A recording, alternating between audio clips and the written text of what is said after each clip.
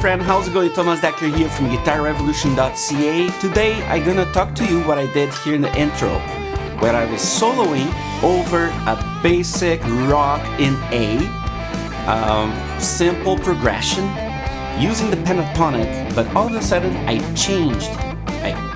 added an extra note that completely changed the whole flavor of that solo, and you can apply in your guitar playing too. So let's dig in. So the backing track for this lesson, super simple. It's just A, scooping from G, and again, and that goes to D. Power chords.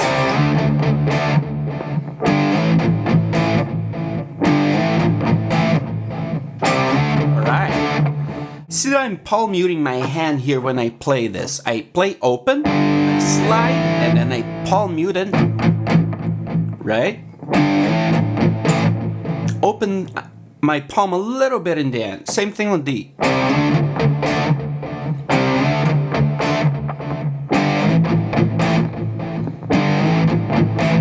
You see that?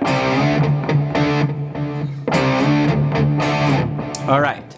Guess what was the scale that I used mainly here for the solo? The most famous of all, pentatonic scale. So finger 1 on root. From there I play 1-4, 1-3, 1-3, 1-3, 1-4, 1-4. And I can add the blues note here on the A string and the G string. I give a little bit of a bend on the G string. Finger 1 and 2, a micro bend, not a full, not a half, just a micro bend. It's a bluesy thing, a rock and roll kind of thing to do. You probably noticed that I was focusing a lot on the D and G strings right here. That little box here where magic happens, right? And I was doing the octaves of that, higher and lower. So I was doing right here. When I hit A string, I was sliding back and playing from here on my finger 3 on fret 5, the box. Same notes, right? So I can replicate whatever I do here. I can do here. That sounds amazing. Same way, I go over here on the G string. I go up 2 frets. So, and then I bring my finger 1 a little closer to the fret 8 and do the little box. Note that in this box here, here's A. So I'm focusing a lot on that because that's the root note of the main backing track.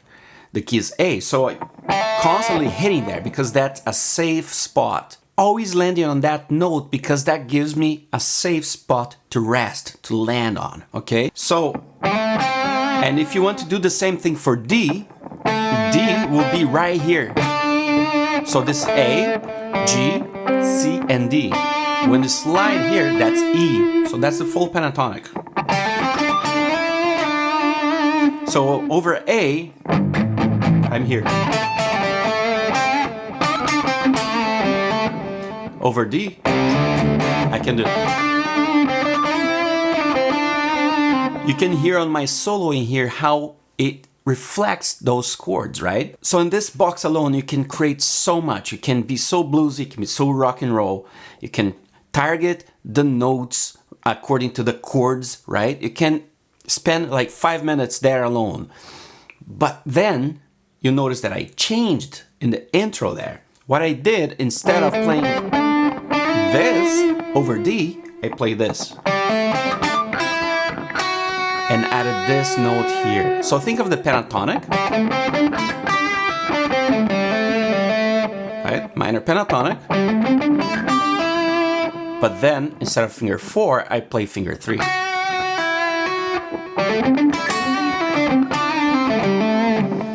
That is the major third of D. So instead of power chord, I'm adding the major third, making that D a major chord. And consequentially, this D will also be the Mixolydian mode. So what you need to know is that Mixolydian is a major scale, fits over a major chord, but dominant, okay? Flat 7.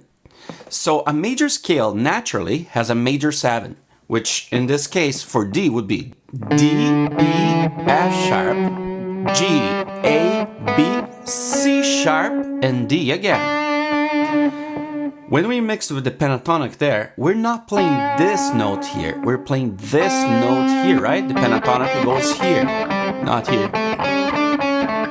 So that's why it sounds a Mixolydian. It is a Mixolydian, okay? Mixolydian then is D, E, F sharp, G, A, B, C, and then D.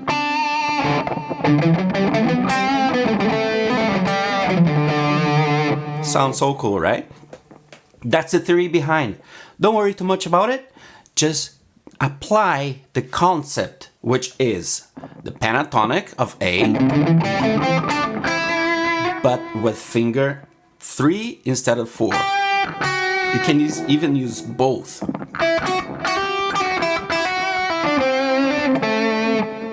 Sounds amazing. Now, let me put into practice here again. I'm gonna put on the backing track and let's get into it.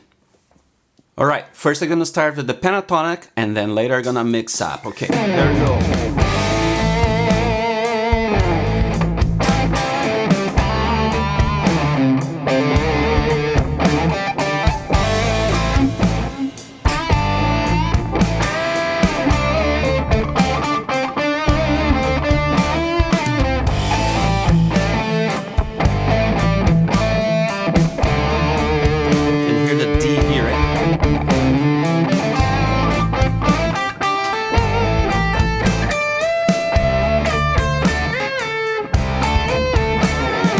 Now I'm gonna add the note there on the B string, especially over the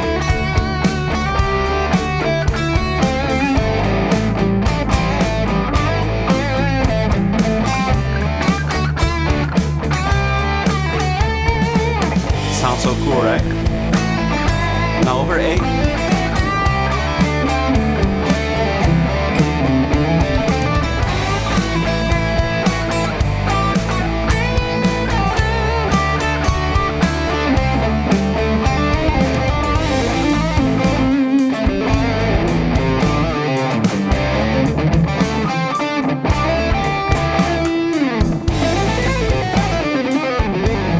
Do you hear the difference, right? The different feeling that gives, the different intention, the different sound, it's different flavor, right? Completely different flavor. And you can go back and forth in both chords. I feel like when you hit D, you have a bigger difference when you explore that. But either way, both sound amazing. So there you go. I hope this is inspiring for you.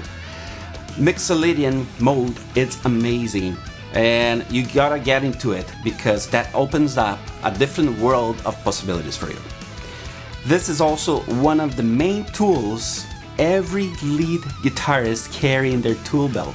They all know the Greek modes, and you should too. So if you want to go deeper and get your tool belt, you get yourself more equipped as a lead guitarist, download my 30-day lead guitar jumpstart guide, completely free, and start working on the lessons there for you. It's a list and a guide, okay, for 4 weeks, for 30 days. You're gonna be working each week in a different skill, a different tool, and you will develop your skill set in a great way to become a great lead guitarist. There you go, my friend. I hope to see you in the next one. See you then.